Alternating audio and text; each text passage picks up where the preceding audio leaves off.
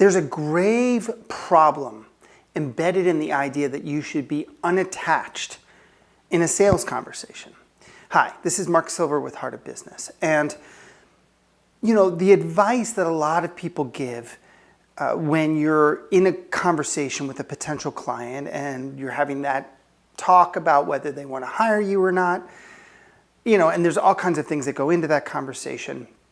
But the thing that I want to address today has to do with this idea of unattachment. Like, oh, you shouldn't be attached. You shouldn't be trying to force them to do something, or, sometimes people say no, and that shouldn't, destroy you, and you should be unattached. There's a problem with this. The way that a lot of people embrace that attempt to be unattached is that they cover over the attachment that they do have. And the way that that ends up coming across very often is that when people cover that over, they get self-protective, right? You're protecting your emotions, your feelings. You don't want to get your heart broken. You don't want to have your feelings hurt. You don't want the fear to come out. And so it's like you're not attached to what they're doing. And that translates into feeling distant, feeling a lack of connection, feeling like they don't care, like the person on the other side of the conversation is like, do they even want me as a client? Do they even care?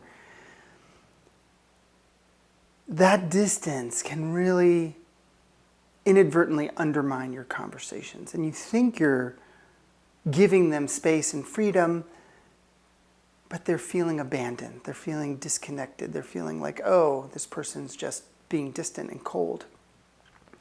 And so what I actually recommend is a shift, because the advice is right in a way. Like, you don't want to be attached. You don't want to be grasping. You don't want to be, oh my goodness, I need you as a client, or I can't pay the rent. I need you as a client, or I don't feel validated, or I don't feel loved, or I don't feel accepted. That's terrible too. What I recommend is that you take the time to feel how much you want them as a client, not need them. There's a difference between need and want, right? If you can feel it in your own heart, the difference between, oh my God, I need them. If I don't have them, if they don't become a client, I'm doomed.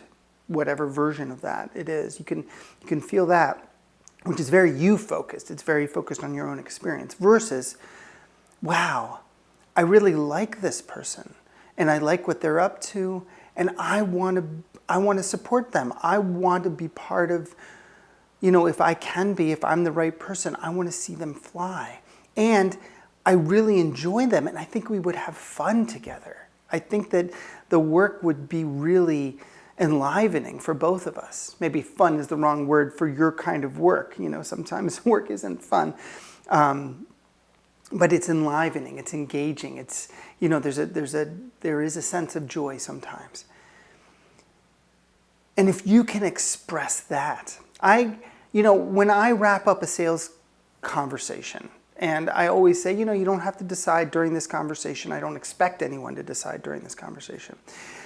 If it's true, I'll say, we've talked about how I can help you, and I really think I can, and, and et cetera. I want to say just on a personal level that I really enjoyed our interaction, and I really like what you're up to. And I think that it seems like we have a really good rapport, and I would really enjoy supporting you. I think we would have fun. I think it would be great. I'd love to work with you. Now, it can take some practice and some awareness and some centering, so that you're not saying that from a place of stickiness, that it doesn't leak over into that needy, graspy quality, which your heart really needs to connect with. There's often healing and connection, like we do in our Sacred Selling course or in other work that we do with our clients.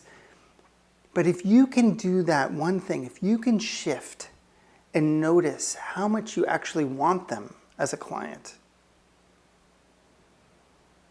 that can override the neediness. That can take the place of the neediness, and you can express that. So rather than the unattachment that feels cold, they feel this warm sense of welcome. And it is unattached. It's not graspy. But that warmth really makes a difference. So I'm curious if you can take a moment with yourself and think about a potential client in the past or maybe present, and think about, the neediness and the grasping and like, gosh, it would be really helpful if they were a client. But then think about how much you would genuinely like working with them.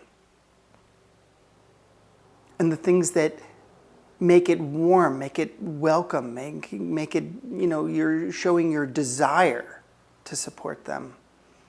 And what that does to the neediness, kind of like does it short circuit the neediness for you? Does it allow you to come into like a really warm, unattached place? What do you notice with that? I'd love to hear. All right. Blessings to you and your business.